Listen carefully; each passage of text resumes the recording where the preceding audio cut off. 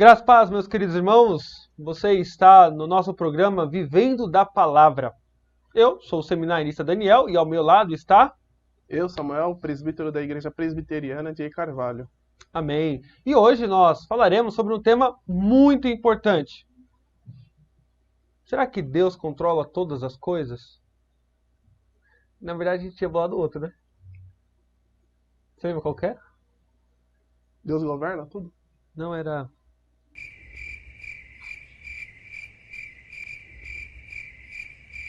O tema, então, de hoje é a providência de Deus em tempos difíceis.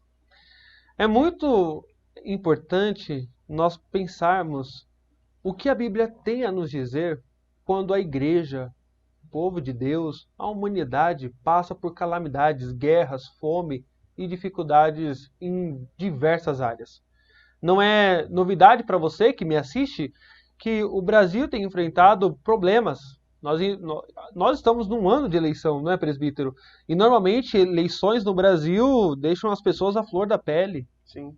A criminalidade que não baixa, pelo contrário, só aumenta. A própria guerra. A guerra na Ucrânia e na Rússia. Na Rússia. Como que nós lidamos com essas circunstâncias? Portanto, irmãos, nós falaremos hoje sobre esse tema tão importante. A providência de Deus em tempos de dificuldade ou tempos difíceis. Samuel, como que a gente pode entender essa doutrina chamada providência de Deus? Como que nós podemos dar aos nossos ouvintes uma definição clara daquilo que nós queremos dizer no dia de hoje? Sim, quando nós falamos de providência, a gente tem que ter em mente a seguinte questão. Quem criou o mundo? Deus. Deus, ao criar o mundo, ele se distanciou do mundo? Ou como você falou, será que diante de todas essas coisas, Deus está passivo? Deus está ativo? Então, para nós chegarmos ao conceito de providência, a gente tem que ter essas coisas em mente. A ideia de que Deus, ao criar o mundo, ele não abandonou. E esse ato de continuidade de trabalho, nós chamamos o nome de providência. E nós podemos definir providência da seguinte maneira. Providência é aquela operação divina pela qual Deus cuida de todas as suas criaturas. Manifesta sua atividade em tudo quanto acontece no mundo e conduz todas as coisas... É a sua ação. Exatamente. Né? Seja no criar, no fato em que ele não deixa para lá a sua criação. Exatamente. Ele preserva e não só cria, preserva, mas dirige, governa todas as coisas. Exatamente. Certo. O problema que muitos colocam quando estudam doutrinas ou a própria teologia, e eu acredito que pode ser a sua dúvida também, é que, Samuel, às vezes, por exemplo, providência, nós não encontramos na Bíblia essa palavra. E é importante a gente mostrar para os nossos ouvintes que, de acordo com alguns teólogos, de fato, nós não podemos, não devemos, não temos o direito de criar doutrinas. Né? O papel do pastor, do professor de escola bíblica dominical, do teólogo, não é criar, mas reconhecer as doutrinas, que são verdades de Deus na Escritura Sagrada, e sistematizá-las. Mas para que nós sistematizamos, por exemplo, as doutrinas, Samuel? Para ficar claro para a igreja. Para ficar claro. Não é para manipular, né, nesse sentido. Não é para... criar um Deus à nossa imagem e semelhança. Também não é para colocar uma caixinha. É só para deixar claro Exatamente. o que a Bíblia ensina sobre um assunto. Por quê? A Bíblia, ela não foi... Isso é importante você entender. A Bíblia, ela não foi escrita em forma sistemática. Sim. Deus não chegou e falou, eu vou falar os meus atributos em primeiro lugar, eu vou falar o que é providência, eu vou falar o que é a doutrina do homem. Pelo contrário, Deus se revela progressivamente na história.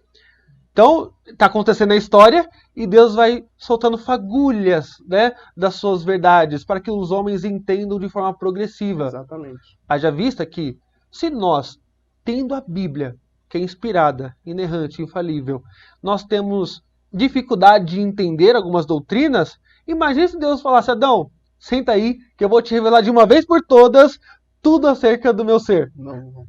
Não tem como. Não tem como. Irmãos, há E o inúmeras... próprio Jesus fala isso, né?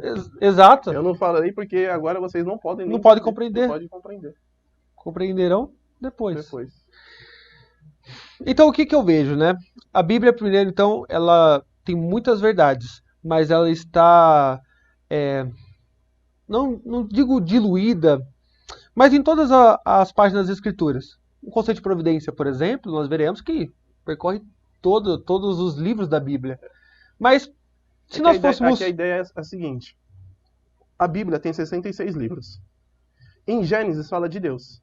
Só que não fala tudo de Deus. Exatamente. Êxodo fala de Deus. Ou seja, já é uma revelação. É progressiva. A revelação é progressiva.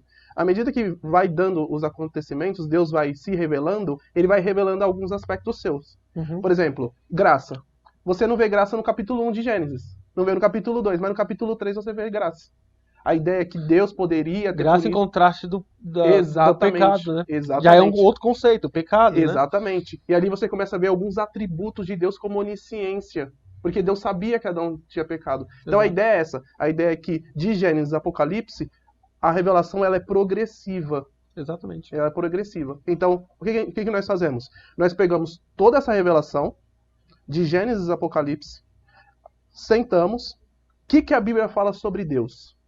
A partir daí, exatamente. Aí começa a sistematizar. Aí, doutrina de Deus. Ó, os nomes de Deus, os atributos de Deus. Entende? E assim a gente aprende a fazer teologia, aprende a ensinar e aprender o que a Bíblia diz.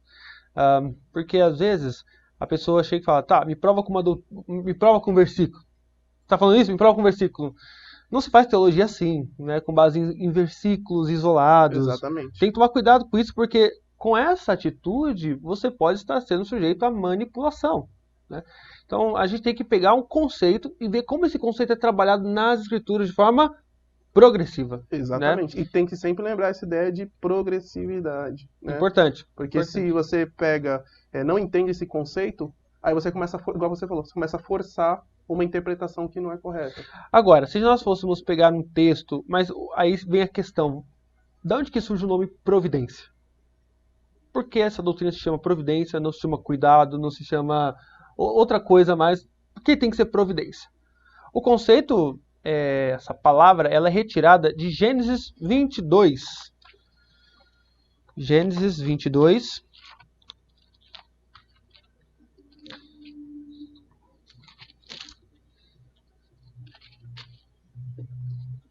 No seu versículo 14. O contexto é muito conhecido, né, presbítero? Contexto muito claro, onde Deus prova a Abraão, pedindo-lhe o seu filho como sacrifício. Né?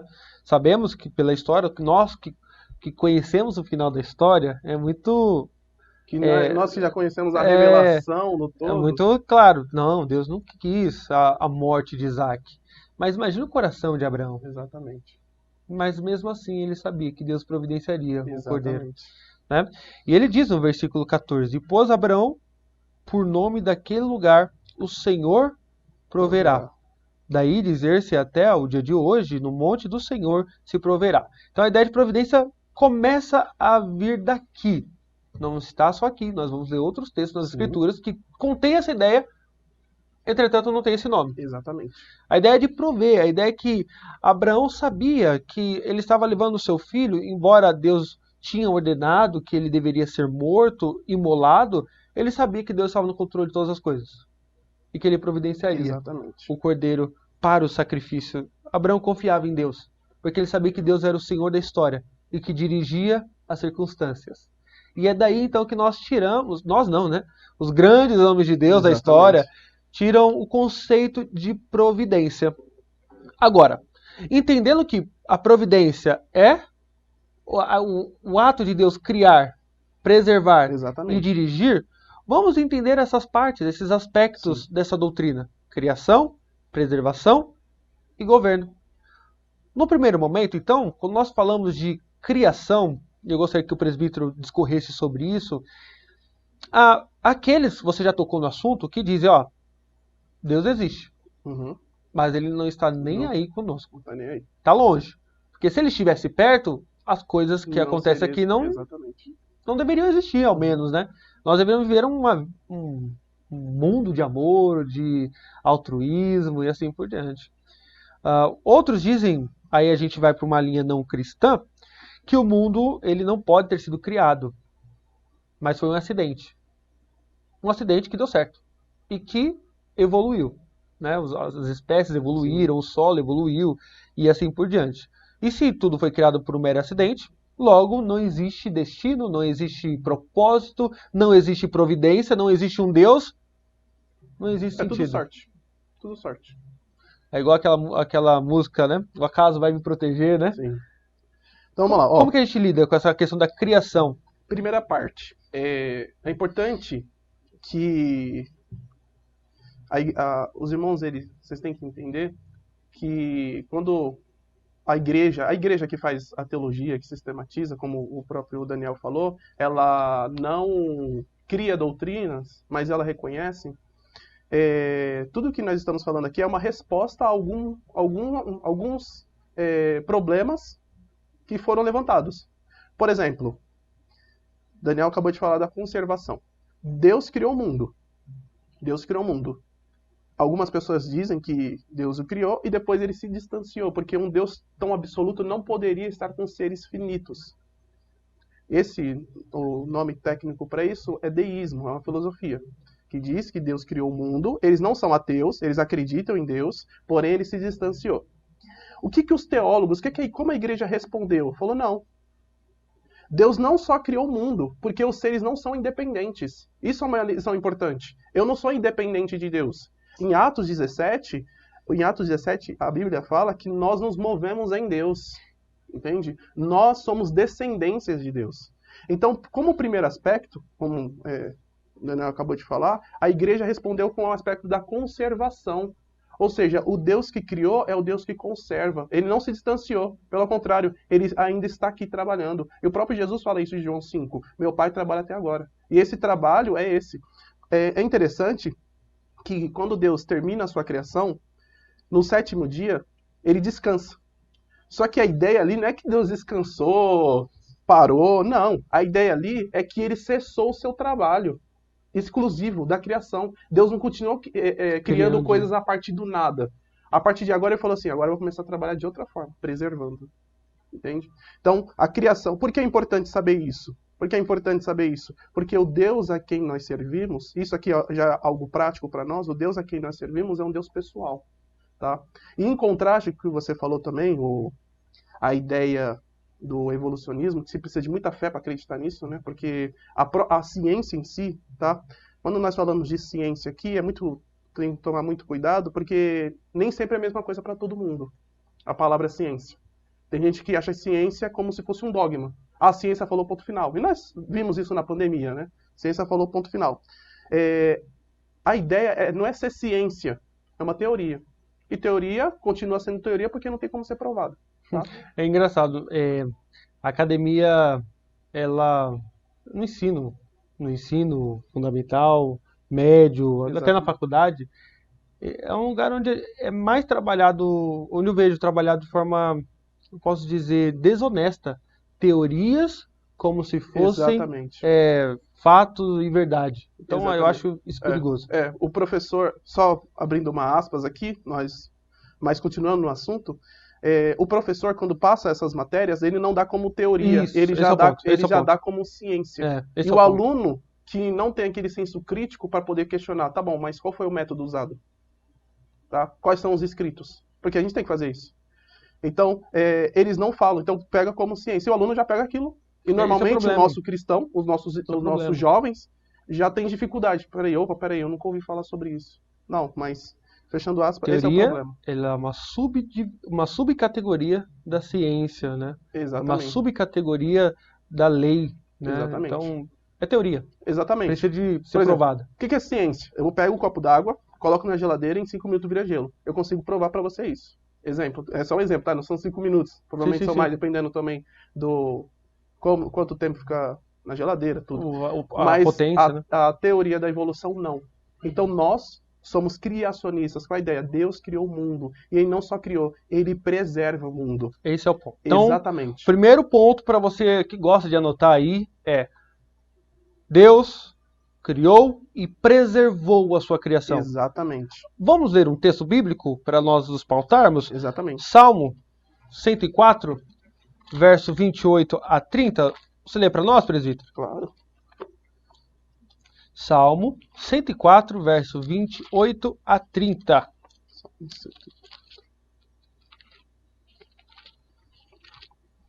28 a 30.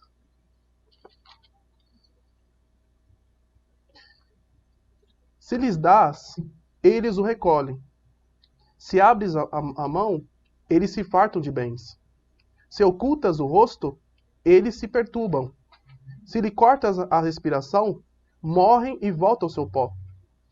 Envias o teu espírito, eles são criados, e assim renovas a face da terra. Então veja como toda a criação é dependente de Deus. Exatamente. Poxa, e a gente não pode perder isso de perspectiva, porque a gente vai trabalhar isso mais pra frente, mas só para pontuar, Deus não é somente o Deus do seu povo. Deus não está só no controle da igreja. Ele é o Deus que está no controle de todas as coisas. Ele é aquele que faz a manutenção de toda a criação. É mantenedor. Mantenedor, obrigado. Inclusive dos seus inimigos. Exatamente. Se Deus não renovar sua misericórdia sobre os seus inimigos, sobre as aves dos céus, os animais do campo e os insetos, se Deus não renovar a sua misericórdia, todos não conseguem existir por si mesmos. Exatamente. Acho que essa é a ideia da preservação, né? E esse é o problema do deísmo. O deísmo entende que Deus é como se fosse um relojoeiro. Ele criou as leis, porque nós sabemos que as leis foram criadas, a lei da natureza, ligou como se fosse um relógio e deixou. Deu corda e deixou. Não, se Deus não preservar até as coisas que são naturais aos nossos olhos, são naturais porque Deus estabeleceu como natural. Entende? Sim. Então, é o criador e o mantenedor do universo. Então, certo. Então aí a gente faz a transição para o próximo aspecto. Deus ele não só cria e preserva. Então, em primeiro lugar, a preservação. É muito importante você entender isso. Mas ele também governa. Ele é um Deus... Olha só. Deus não só cria e preserva, mas é um Deus que governa a sua criação. Deus ele é um ser interessadíssimo naquilo que ele criou. Exatamente. Pelo contrário, ele não é aquele Deus do deísmo pregado por aí, que ele dá corda no relógio e vai embora. Mas Deus aparece governa. De vez em quando, né? Exato. Deus, então, ele é o Deus que está interessado com o que acontece na Rússia, na Ucrânia, no Brasil, com aquela irmãzinha humilde, com aquele irmão mais abastado, com o descrente, com o inseto que está na Amazônia agora, que ninguém conhece o nome. Ele é um Deus que sabe e rege todas as coisas. Com muito zelo, né? Com muito zelo. Então, para a gente nos guiar, eu gostaria de ler um texto, presbítero, de Isaías. Isaías 40, verso 15. Eu acho esse texto fenomenal. Isaías 40, verso 15. Olha o que diz o texto. Eis que as nações são consideradas por ele como um pingo que cai no balde, e como um grão de pó na balança. As ilhas são como pó fino que se levanta. Então aqui, primeiro, nesse aspecto do governo, perceba quem são, o que são os governos diante de Deus. Por maiores que sejam, por mais poderosos, né? Por maior que seja a maldade do governante, são como um pingo que cai no balde diante de um Deus tremendo, grandioso e infinito. Exatamente. Agora, eu gostaria de ler com esse texto também o Daniel, para a gente entender esse aspecto do governo. 4. Ler sobre a loucura de Nabucodonosor. A partir do 30, olha que interessante. 4, né? Isso, 4:30. Falou o rei e disse, Nabucodonosor, o grande imperador da época, dono do mundo como era tido. Sim. Ele disse, não é esta grande Babilônia que eu edifiquei para casa real, com o meu grandioso poder e para a glória da minha majestade? Verso 31. Falava ainda o rei quando desceu uma voz do céu. A ti se diz, ó rei Nabucodonosor, já passou de ti o reino. Serás expulso de entre os homens e a tua morada será como os animais do campo. E far-te-ão comer ervas como bois? E passar-se-ão 7 tempos por cima de ti, até que aprendas que o Altíssimo tem domínio sobre o reino dos homens. E o dá a quem quer. Deus, ele governa. Ele é um Deus que dirige. Isso é interessante. Eu gosto muito da figura do R.C. Sproul, que ele diz: nós estamos acostumados e preferimos um sistema democrático de direito. Nós queremos que o nosso voto valha alguma coisa. Queremos eleger os nossos governantes. E há um pacto na nossa nação, e na maioria das nações pelo mundo, em que o governante eleito ele não reina para sempre. Né? Há países que são 3 anos, 5 anos, 4 anos, como é o caso do nosso. Então, há um acordo temporal entre aquele que governa e os seus governados. Contudo, com Deus não é assim. Ele não precisou ser eleito por nada e nem ninguém. É uma monarquia absoluta. Deus governa. Deus, ele é em si mesmo o Supremo Tribunal, o Congresso, ele é tudo, né? O Executivo, ele é tudo nele mesmo. E o interessante é que há uma religião, vocês podem falar o nome, as Testemunhas de Jeová, eles dizem, quando eles vão nos abordar, que quem governa o mundo é Satanás. E é bom nós falarmos sobre isso, que algumas pessoas entendem isso. Fala assim, quem governa o mundo é Satanás, não é Deus. Quando a Bíblia fala que o mundo jaz no maligno, significa que o Satanás governa o mundo, mas apenas que ele é um instrumento de Deus. Perversidade, né? E exatamente, mas quem governa o mundo e todo o universo é o próprio Deus. Só que ele tem os seus meios. Exato. Tá? Eu acho isso interessante. Aí a gente entra nesse aspecto, já falando logo, né, do concurso divino. Exatamente. A ideia do concurso divino. Você dá essa explicação? Sim. A gente falou de preservação, governo, vamos falar agora do concursos. Tá. Ó, quando nós falamos do concurso divino ou concorrência... Só um ponto. Você falar para um crente que Deus cria e preserva preserva todas as coisas, Deus é aquele que preserva o que criou, é ponto pacífico. Todo mundo vai concordar. Glória a Deus, amém. Louvado seja o nome do Senhor. Quando você fala que Deus governa as nações, indivíduos e seres irracionais, tranquilo, né? Acho que não há ponto passivo. Agora, quando a gente fala de concorrência, aí algumas pessoas começam a se mexer no banco. Começa, como diz a W. Pink, né? Começa a ranger os dentes. Exato. E agora a gente vai entender por que com o presbítero. Concorrência. É que assim, como eu acabei de falar sobre o deísmo, a ideia de conservação, claro que ela é muito clara nas escrituras, como o próprio Daniel falou, todos louvam ao Senhor por causa disso. A ideia de concorrência foi também para rebater uma heresia. Qual é a heresia? O panteísmo. O que é o panteísmo? A ideia do panteísmo é que Deus é a criação. É a própria criação. E se Deus é a própria criação, nós somos deuses e nós mesmos, e o próprio Deus porque está praticando o mal. Entende? Então a ideia é o seguinte, Deus criou o mundo e preserva o mundo, mas Deus não é o mundo. Então, como resposta a tudo o que acontece, e outra coisa, é sempre bom entender isso, o homem não é independente. O homem é um ser que é movido. O homem é um ser que precisa de movimento, porque ele é uma criatura. O homem não tem vida em si mesmo. Isso daí acho que todos nós concordamos com isso. O ar que respiramos provém do Senhor, a energia, a saúde, tudo isso provém do Senhor. Então, a ideia de concorrência é o seguinte, contra o panteísmo, que diz que é uma mesma forma. A Bíblia afirma que o homem, ele pratica as suas ações. Ele faz as suas coisas. Porém, para que ele faça essa coisa, ele precisa de energia, precisa de saúde, entendeu? E precisa da permissão do Senhor. A gente estava no ponto. Como criaturas que somos totalmente dependentes de Deus. Exatamente. Contudo, além de ser criatura, eu sou uma pessoa. Exatamente. E por ser uma pessoa, eu tenho vontade. Exatamente. E a minha vontade, por vezes, é pecaminosa, Exatamente.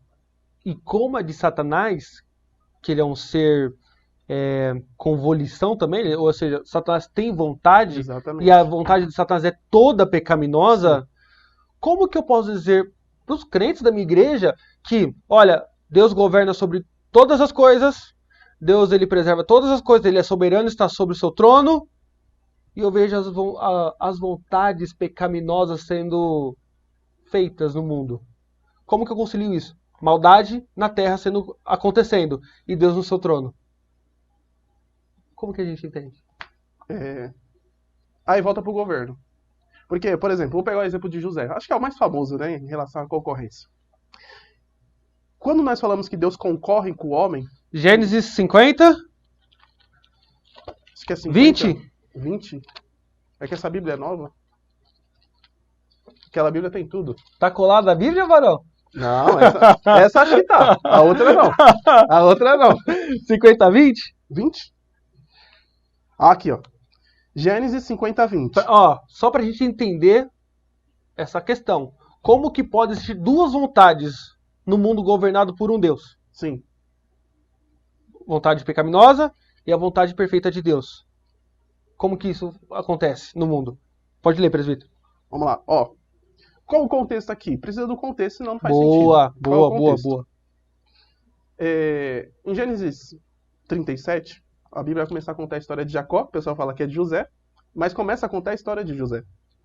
E nós sabemos que José, ele era, como posso dizer, invejado pelos irmãos. E nós sabemos que há motivos também para isso. Ele era o mais amado do seu pai, por ser filho da sua velhice. Porém, chegou a um nível tão grande essa inveja que os irmãos intentaram matar José.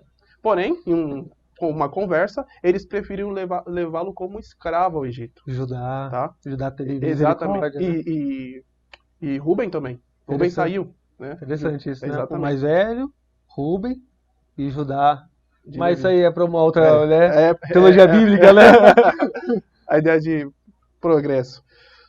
Então José, ele foi levado ao Egito, e nós vemos isso daí, vemos que isso daí acontece. Lá, ele é vendido ao oficial do faraó. Olha como a vida dele. Foi vendido, é levado ao oficial do faraó. O oficial do faraó faz com que ele se governe a própria casa, mas sem tocar na esposa.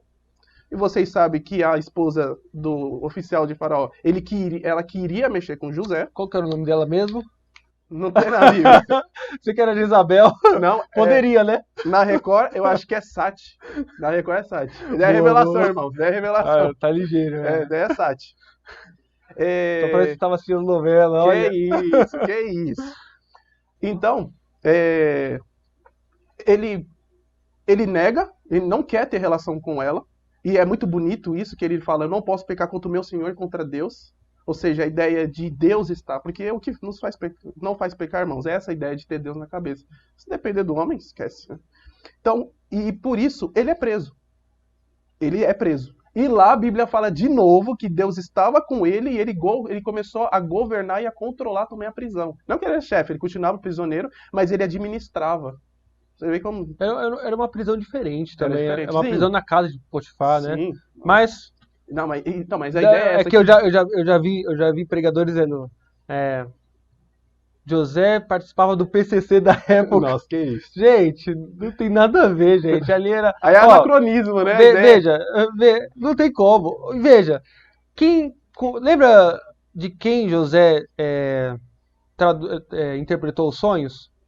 Do copeiro e de um padeiro. Sim. Olha, veja que são crimes, parece que internos. Né? É como se fosse o exército, não tem a prisão do exército para crimes administrativos e assim por diante. Então não era. O pessoal pensa que lá era o Carandiru lá. Não. E a ideia é que eles trabalhavam. É diferente. Não, é diferente. Era melhor. A prisão era melhor. Hoje em dia a pessoa não faz nada e fica só ganhando dinheiro. Vai mandando dinheiro. Corta isso daí, Ed. Ouviu? Vai cortar, Ed? Você cancelado. Então, podemos ver. Se você olha... Vamos fazer de novo aquela ideia de Abraão. Abraão não tinha revelação. Ele não sabia o que ia acontecer depois. Então, se coloca no lugar de José. Os próprios irmãos, fazem isso com ele. E a vida toda dele é só de injustiça. Ele só é injustiçado do começo ao fim. Não falando que José era um santo, um Não, ser perfeito, não. até porque eu acho isso interessante. Ele teve sonhos, né? Exatamente. Teve sonhos. Mas E nós entendemos, né? Dá para entendemos que talvez isso seja um motivo da fé dele. sim, o que eu digo no ponto de você ressaltou, acho que um aspecto muito legal. José não era santo. A gente nunca pode pregar, seja como José.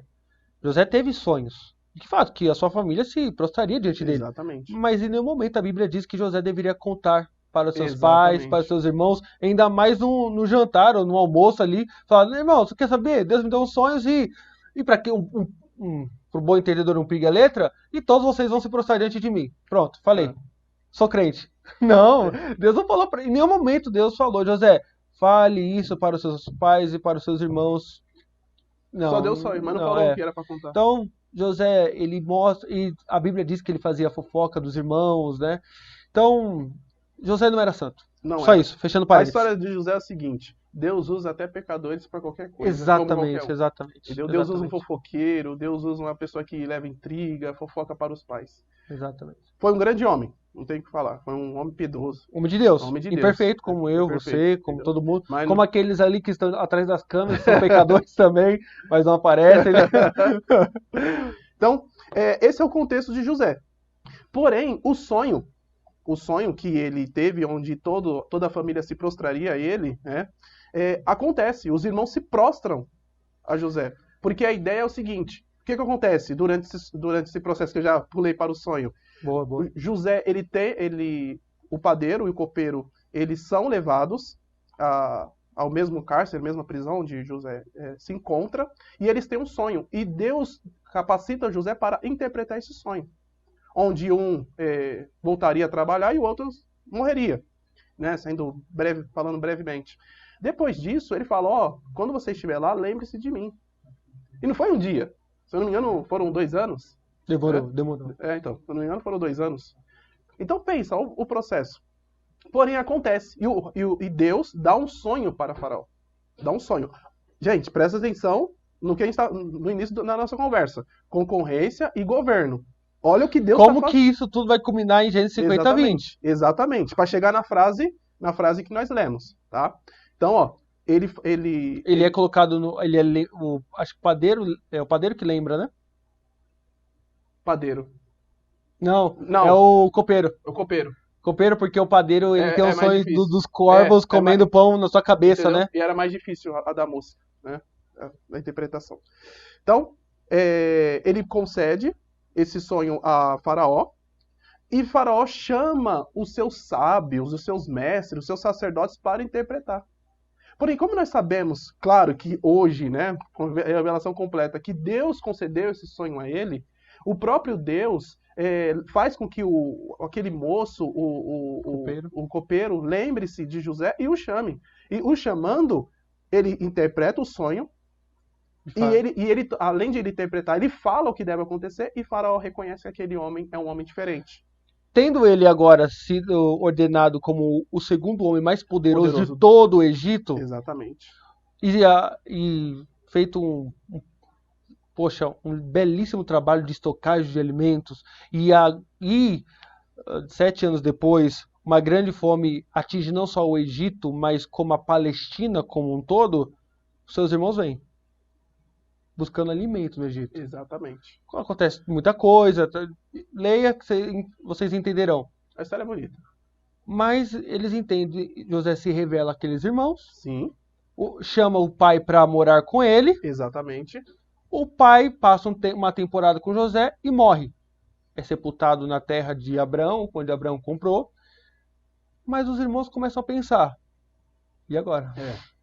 E a Bíblia fala que depois que ele é enterrado, eles começam a ficar assustados. E agora José vai querer se vingar. Será que eles não pensaram o seguinte, Samuel? Poxa, José, se nós não tivéssemos te vendido, você não estaria onde você está. Logo, o que nós fizemos foi bom. Só que aí tem um problema. Que a Bíblia fala que tudo aquilo que eu faço, eu sou responsável. Lembra que eu falou? Lembra que nós conversamos? A Bíblia, quando cria o homem, tem 2 definições principais aí. Pessoa criada. Como pessoa, eu tenho vontade. Eu sou livre. Como criado, como Depende- criatura, eu depende sou de Deus. totalmente dependente de Deus. E Tá? quando eu uso a minha vontade de forma pecaminosa, ainda que Deus utilize para bons Exatamente. propósitos, eu não posso modificar a essência daquilo que eu fiz. E Exatamente. aqui nós entramos em Gênesis 50, 20. Não, José diz, vós intentastes o mal. Sim, O que vocês fizeram foi mal. Não adianta.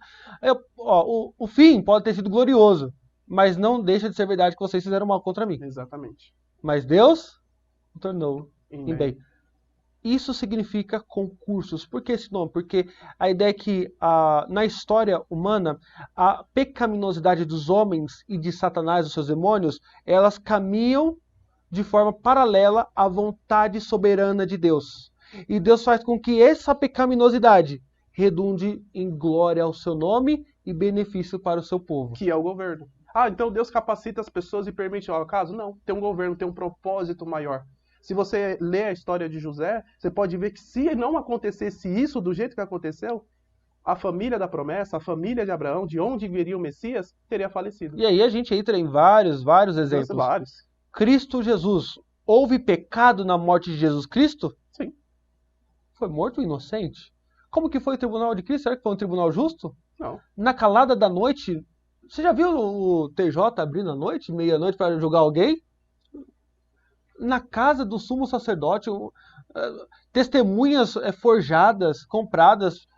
Então, ou seja, nós vemos que, embora houvesse tido pecado no processo legal de Jesus, o propósito soberano de Deus foi cumprido. Exatamente. É isso que Pedro diz no seu primeiro sermão, em Atos capítulo 2, ali dos versos 21 a 24. Jesus Cristo Nazareno foi entregado pelo propósito de Deus. Mas vocês são culpados da morte dele. Exatamente. Veja, duas vontades concorrendo. Sim. Seguindo, né? Pecado e soberania de Deus. No final, dá glória ao nome do Senhor. Dá glória ao nome do Senhor. Exatamente. A ideia é essa mesmo. É mostrar que a vontade do Senhor.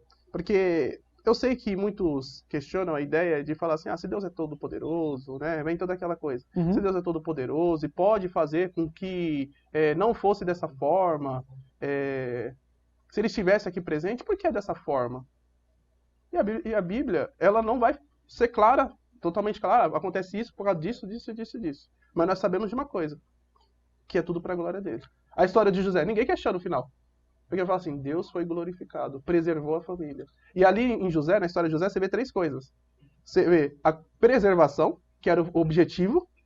O objetivo é preservar a família a partir da qual viria o Messias. A concorrência, que Deus concorre com as ações dos irmãos de José, mesmo sendo mal. Por que mal? Porque, olha que interessante. Olha que interessante. Deus usa os seus materiais, vou falar assim, né, os seus instrumentos, como eu falei, Satanás, de acordo com a sua natureza. Ele não muda a natureza do ser. Por exemplo, quando Deus queria castigar o povo de Israel, ele usou Satanás. Ele não fez Satanás se tornar um ser bom, mas ele usou Satanás de acordo com a sua própria natureza para um propósito. Frase impactante, polêmica. Satanás é um grande servo de Deus. Ele é um servo de Deus. Né? Deus o utiliza como um cão preso na sua coleira. Exatamente. Aí, como eu já ouvi um professor falar, não vou falar o nome do professor. Se Deus usa Satanás, graças a Deus ele vai usar a gente também. Né? Então, em linhas gerais, Deus ele preserva, governa e a sua vontade concorre com a maldade humana. Exatamente. E tudo isso redundará em glória Glória a Deus. Eu vou citar aqui um escrito do Martyn Lloyd-Jones, grande pregador do século XX, onde ele diz: a doutrina da providência nos diz que o universo, bem como tudo quanto nele existe, é como um grande navio que está sendo pilotado dia a dia, hora a hora, minuto a minuto, segundo a segundo, por Deus. Por Deus. Deus ele governa todas as coisas e nisso nós podemos descansar, né, Samuel? Exatamente. Acho que a grande aplicação de tudo que nós falamos é a necessidade que temos de entender que Deus governa e preserva a sua criação, ou seja, o ser humano não tem poder de destruir a criação de Deus, Exatamente. embora ele tenha o poder de danificá-la, mas nunca de destruir, e que assim nós podemos descansar. Como o teólogo holandês Herman Bavinck, ele fala que a doutrina da providência, Esse cara é bom, hein? ele fala que a doutrina da providência é um consolo para os crentes, porque eu sei que a história está sendo dirigida por Deus. É isso. Entende? Isso. Então, por exemplo, tem a guerra lá na Ucrânia e na Rússia. Triste, triste. Só mostrando como o ser humano é em si.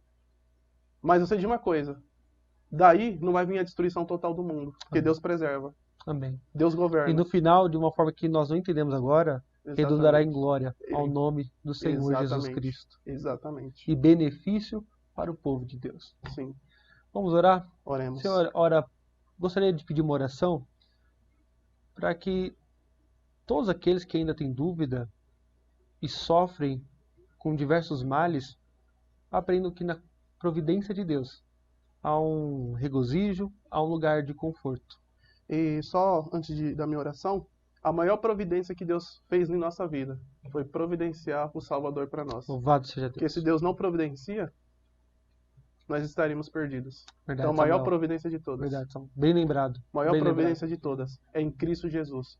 Toda a providência de Deus se culmina no ápice da cruz. Como nós passamos a Páscoa, se vocês estudem, vocês verão que tem até no nosso canal a história da Igreja Antiga, logo no primeiro vídeo, como Deus faz com que tudo coopere. A plenitude dos Exatamente, tempos. a plenitude dos tempos coopere para o seu grande Amém. e poderoso Salvador. É por isso que estamos aqui e é por isso que vocês estão aí. Amém. Oremos.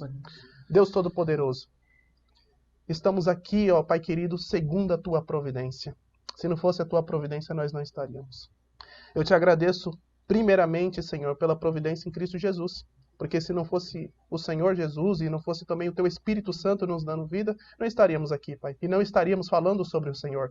Não estaríamos nos debruçando, Senhor, em uma doutrina tão bela e tão magnífica que é a providência. A minha oração, Senhor, exclusiva agora, é para aqueles que sofrem, Pai querido, e muitas vezes não entendem o porquê de estar sofrendo. Assim como o apóstolo Paulo, Senhor, que foi ferido na carne para que não se gloriasse. Ali foi uma providência para que ele não se gloriasse diante de Ti. E nós reconhecemos isso. Nós sabemos que o Teu poder, Senhor, se aperfeiçoa em nossa fraqueza.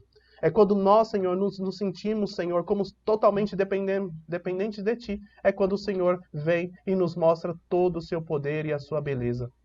Portanto, querido Deus, a minha oração é para que o Senhor ilumine o coração e os olhos dos irmãos, para que eles compreendam, Pai, que o Senhor é aquele que preserva, e o Senhor é aquele que concorre, e o Senhor é aquele que governa todas as coisas para um fim principal e belo, que é a Tua própria glória. Tudo isso eu te peço em nome do Salvador Jesus. Amém. Amém. Você que ficou até o final desse vídeo, eu peço que você compartilhe esse vivendo da palavra. Faça esse trabalho a fim de que mais pessoas conheçam a doutrina da providência, que é tão importante. Se você não é inscrito ainda, se inscreva em nosso canal, nos ajude a crescer cada dia mais na propagação do Evangelho nesta plataforma. Se você puder comentar, curtir, será de grande ajuda para nós. Que Deus abençoe e até a próxima. Amém.